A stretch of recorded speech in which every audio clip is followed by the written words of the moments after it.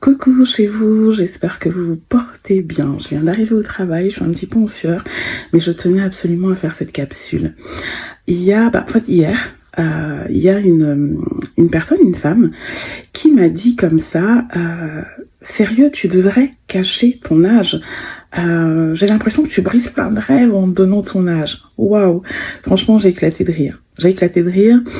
Mais maintenant, plus sérieusement, voilà ce que je veux partager avec vous.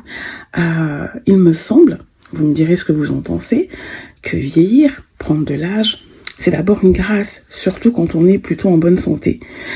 C'est une grâce et c'est vraiment un acte de reconnaissance de notre Père que, voilà, de le dire, d'assumer cela et puis de bien le vivre. C'est une grâce qu'il nous fait. On est en vie, mon Dieu, mais pourquoi le cacher?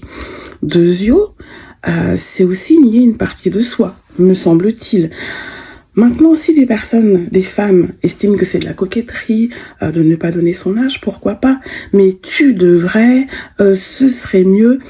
Non, chacun fait comme il le veut.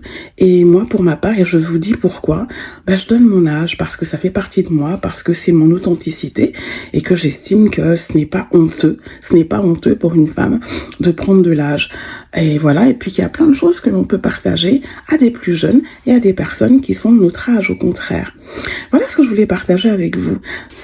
Je vous dis à très très bientôt par la grâce de Dieu. Prenez soin de vous.